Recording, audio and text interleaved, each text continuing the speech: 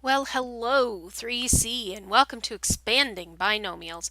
This isn't new, this is still stuff from last year, but we'll complete this goal. I can multiply binomials using the double distributive law and simplify more complicated polynomial expressions.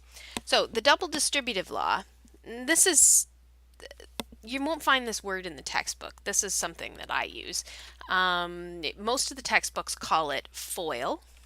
So multiplying binomials, aka double distributive law, aka FOIL. Most of the textbooks will refer to it as FOIL. Now, when we have two sets of brackets being multiplied together, we must use the distributive law twice in order to expand. Now you might be wondering why I have this thumb off to the side. That's because I once worked at a school where they didn't call this either double distributive law or FOIL. They called it the big thumb thing. And the reason they called it the big thumb thing was because their teachers took a big thumb, and this is back when they used chalkboards. They had a big chalkboard and they had a big cardboard thumb. And they would take the thumb and they would say, okay, we're going to start by putting the thumb over top of there, and we're going to imagine that that term is not there at all. And if that term was not there, we're going to do it the same way as we did yesterday. We're going to take this and multiply it through the brackets. And when I take that and multiply it through the brackets, I get 6, because 2 times 3 is 6, and then x times x gives us x squared. So I get 6x squared. And then when I do the next one here, I go 2x minus times negative 2 is going to give me negative 4x. And then we're going to take our big thumb and we're going to move it to this term over here. And we're going to pretend that that term doesn't exist. We'll put our thumb over that term, and we're going to multiply this through as if it were just a question from yesterday. And so I'm going to do 4 times 3x is going to give me plus 12x. And then 4 times negative 2 gives me negative 8. And that's basically all there is to this, except for the simplifying. And remember, once we're done expanding things, we need to look to see if there are any like terms. And there are. I've got this one red term and this blue term here that come from multiplying the outside of the brackets and the inside of the brackets together. And they are the same. So I'm going to simplify by putting them together. So the 6x squared doesn't go with anything. A negative 4x and a positive 12x go together to make positive 8x. And then we have that minus 8 on the end. And now we are actually done as much as we can. Okay, and that is what I called the double distributive law, because when we moved our thumb around, we just pretended that that term wasn't there and did the distributive law.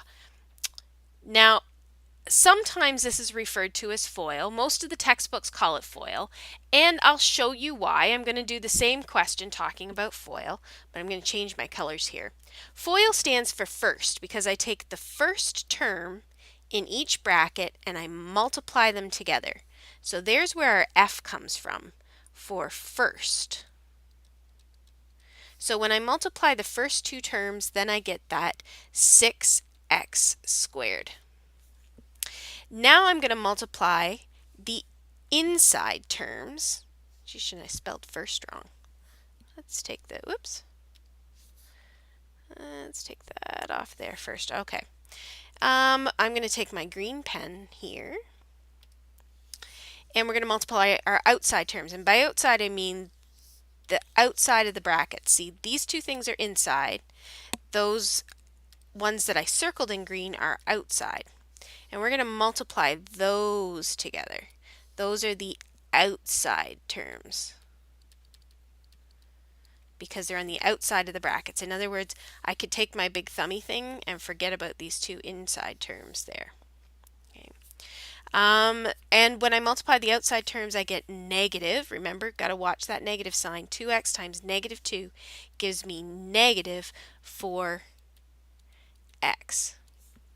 Now I'm going to take my blue pen and I'm going to do the inside terms. So the inside of the brackets here gives me 12x. So I go plus 12x. And then if I take my black pen, I'm going to multiply the last term in each bracket. See, the last term in each bracket. And I get, oops, I didn't want to take that away. And I get -8. Now, it's exactly the same thing as I got up there. It's just a different way of thinking about it, so that we have the first, the outside, the inside, and the last.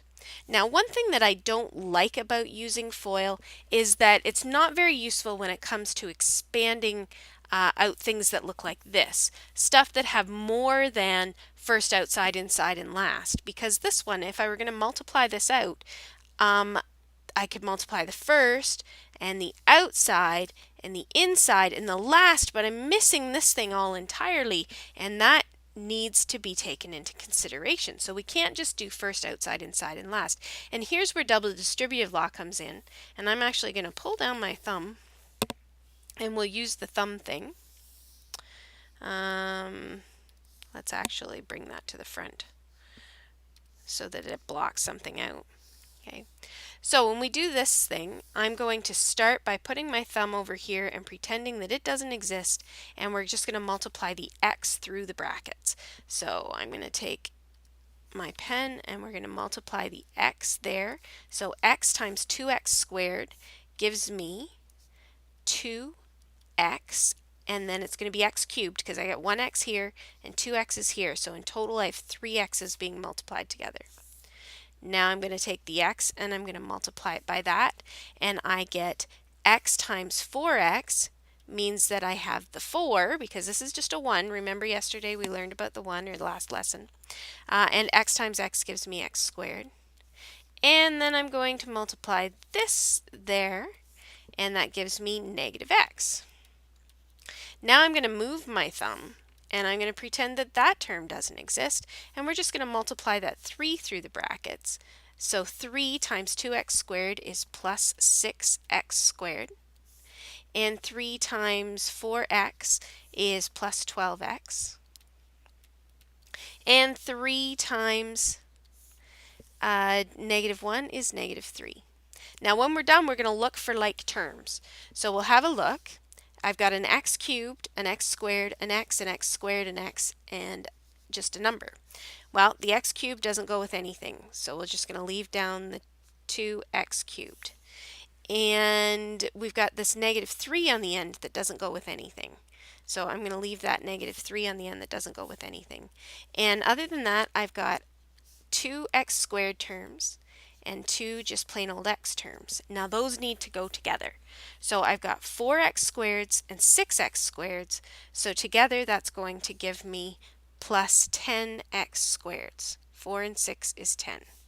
And now I've got a -x squared and a positive 12x. Now this -1x is going to get rid of one of those positives, leaving me with positive 11x. And that's as simple as we can make it. And so we're finished. Now we're going to try a few more examples of different types of things that you could see and you will see on the handout sheet that you're going to be doing. So right here, this squared is on the bracket. Now notice this says expand each of the following, simplify when necessary. So sometimes it might not be too necessary to simplify. Most of the time there'll be a simplification. Now what this 2 out here means is that I actually have 2 of these sets of brackets multiplied together. Remember when I have x squared, that means that I have an x multiplied with another x. Well, now I have a bracket squared, so that means that I have 2 of these brackets multiplied together. And if I have 2 of those brackets multiplied together, then I can just use the double distributive law. So I'm going to take this 2x and multiply it through. That's going to give me 2x times 2x is 4x squared. And 2x times 3 is going to give me plus 6x. Now I'm going to take this 3 and multiply it through the brackets, which is going to give me a plus 6x again, and a plus 9. And now these two terms in the middle are going to go together, and we get 4x squared, and then a 6x and 6x is plus 12x plus 9. And that's as simple as that one. Now the next one, this one looks a little more complicated because I got this number out front. But here's what I want you to do. I want you to, let's say, take that thummy thing. Ta-da! Now there's our thummy thing. We're going to take this thummy thing and we're going to put it over the 2, and we're going to pretend that it doesn't exist for a minute. Just for a minute though, because we don't want to forget about it entirely. So here's what I'm going to do. I'm going to pretend it doesn't exist, but I'm going to put my answer in brackets here. And I'm just going to multiply this out. So we're going to multiply the 4x by the 5x and get 20x squared, because 4 times 5 is 20, and then an x times an x is an x to the exponent 2. And then 4x times 2 is plus 8x. And now we're going to multiply this one through. Negative 1 times 5x is negative 5x. And negative 1 times negative 2, watch those negatives, and negative times a negative gives me a positive 2. Now, that number out front was actually there, so we can't forget about it, but I'm going to give one more step before we take it into consideration, or well, let's put it down there. We know it was a 2. We know it's there. That thumb's not fooling anyone. It is there. Okay, so we've got the 2 out front, but I'm going to simplify what's in the brackets. This is going to make it just a little bit easier. 20x squared, and then we've got positive 8 and negative 5. Positive 8 and negative 5 is positive 3x. Remember, these 5 negatives are going to wipe out 5 of those positives, and I'm left with 3 x's plus 2. Now that I'm done, I'm going to pay attention to that 2 that we had put the thumb over top of, and I'm just going to multiply that through the brackets with normal distributive law because there's only one thing. So I just have to double each term. 40x squared plus 6x plus 4. Next and last, and this is a bit of a doozy, okay, that's a really big problem.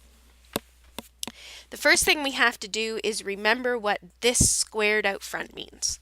Well, that squared out front means that we're going to have 2 of those brackets together. So 3x minus 2, 3x minus 2.